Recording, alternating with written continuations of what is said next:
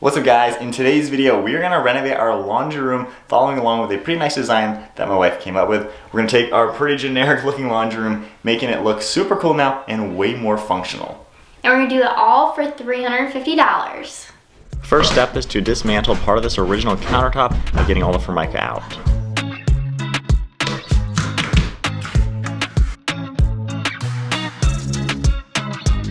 Our goal is to fit 6 of these bins under here for storage. This top piece is a little bit too big to actually fit too high, so we're going to go ahead and measure this, see how much we need to cut off, and then remove it and cut it.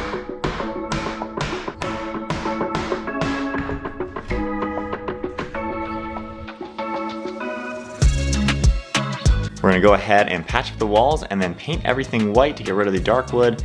And then this wire shelf up on top needs to be removed, and then we're going to go ahead and patch up the walls and paint everything to give us a nice clean base to start with. Cutting this piece now, I'm going to clamp a long piece of wood just to use as a guide to cut a perfect long straight line. And then we're going to work on building new countertops with these long 6-inch wide boards. We've already gone ahead and stained them. We're going to cut them to size and then make custom doors for the face of it. So these skinnier pieces of wood, I'm going to cut them at 45-degree angles to build the frame for our future doors. We're going to sand them nice and smooth and then work on tacking them together with the nail gun.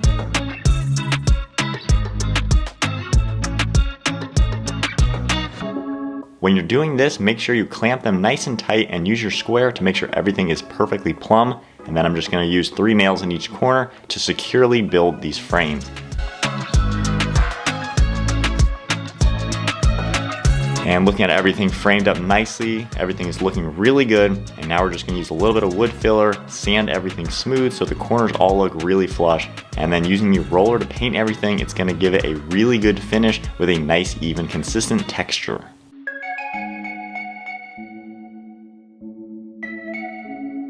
And then on to reinstalling this one piece that I cut in half, just going to glue it in place and then of course tack it and use the nail gun to securely install it.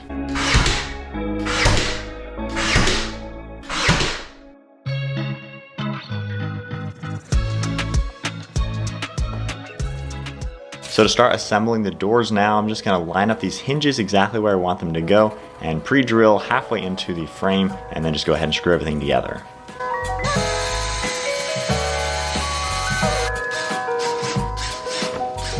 And to install this backing, same sort of deal, we're just going to pre-drill halfway into the frame, that way nothing's splitting, and then use some screws just to adhere everything nice and tight. And as you can see, everything came together pretty good, and from the front side, everything looks really nice with the white painted finish. To install the doors now, we're just going to hold them up, and I like how flush these are going to be with how the hinges are set up, but I'm just going to hold it a little bit above the molding on the bottom of this piece, and just line it up nice and straight. And then on the inside, we're going to mark circles where all these hinges are going to be screwed into, and then I can go ahead and pre-drill some holes and then screw everything together.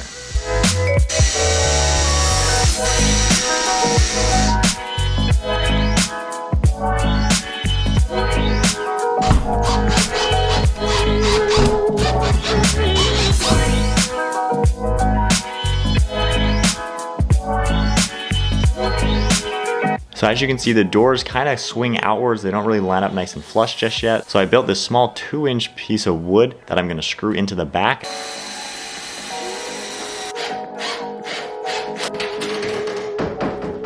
And then I'm going to use these magnets to hold the doors nice and closed.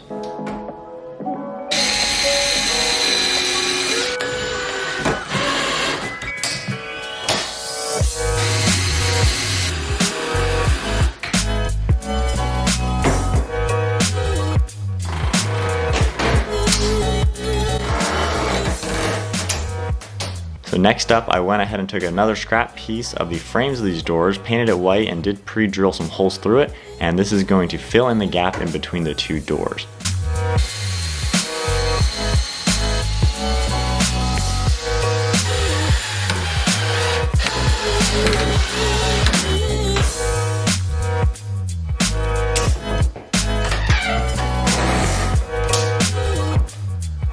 And then lastly, I'm going to install some hardware just so we have a nice handle. So I'm measuring it evenly. We're going to drill some holes through it and install them.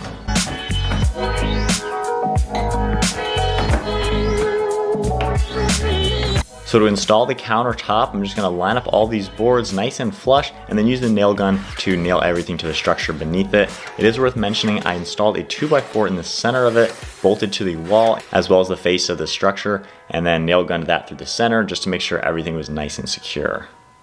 On to building some cabinets. So these are something that we did buy rather than build. We got a really good deal on them, but going ahead and assembling all of these and then bolting them to the wall. Just took a little bit of time making sure I found the correct studs and then got these all nice and secure.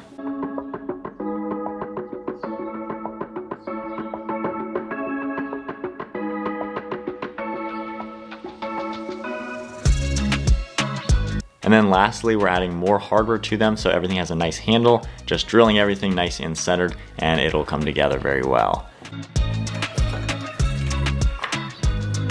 So now we're working on building a shelf. So I'm gonna clamp this piece of wood, measured correctly of course, and that's gonna be my guide using my handsaw at a 45-degree angle to make a nice and clean cut.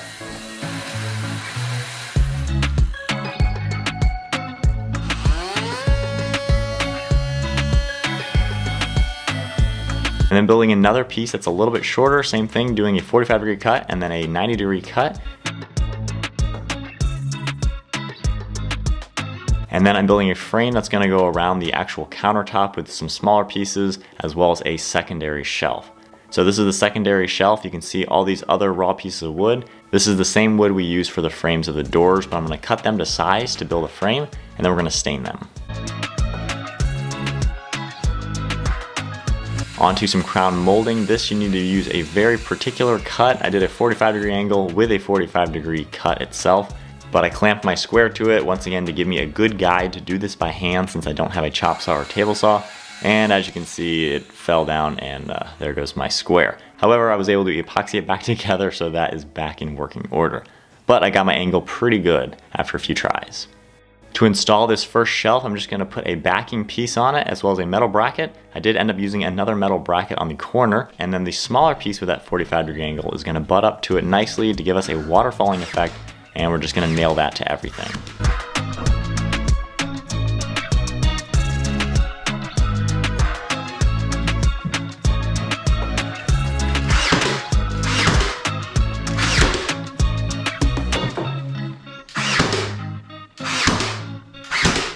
We decided to put a shelf up above on the right side of these cabinets, so more of those pieces of wood you saw us build. This is that frame that you saw.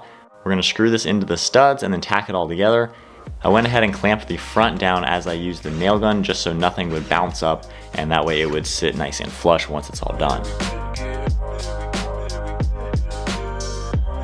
And then lastly, we're installing a bar to hang up some items and then putting up the crown molding. Just be careful with the nail gun because you definitely don't want to blow a nail through the face of your new cabinets.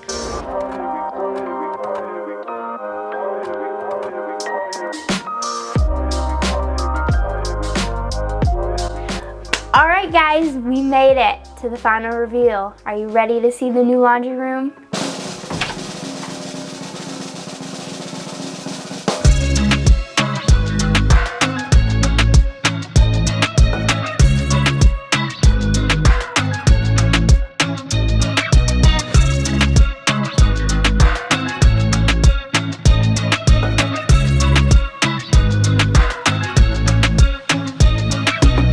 Alright guys, so the first thing we did was we added these cabinets in for lots of storage because before we just had the wire rack and now we've doubled our storage.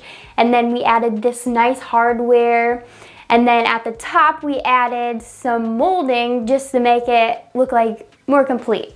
And then we added this countertop over here just so that nothing falls behind because we all know that happens somehow, but now that problem is solved. And then we made it into a waterfall countertop so that it all is cohesive and just blends together. And then this structure was actually here when we moved in. It just didn't have the doors.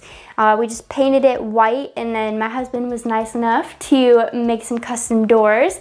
So if we open these bad boys up, then I was able to get 6 bins in here, which is awesome considering we don't have basements here. So any storage we can get, you gotta find it.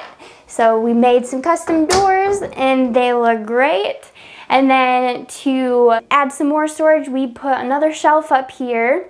And then we added a drying rack, so anything that can't go in the dryer can hang here and dry. And then of course we just added a few pieces of decor because it's not complete without that. So this entire project took us around a week and a half, 2 weeks. We basically worked on it every day after dinner, just about an hour or so. It was a fun project to just kind of learn a few more woodworking things. I've never done crown molding before. That angle is really challenging to dial in and get it correctly. Took me a few tries, but got that squared away. And then like she said, with the doors here and everything, I've never made doors before. Honestly, pretty simple as long as you just make sure everything stays nice and plumb and square, and they'll come out really good. And then all this wood, we do have a polyurethane coating on it on top of the staining, and came out really good. I was impressed. She drew it all out.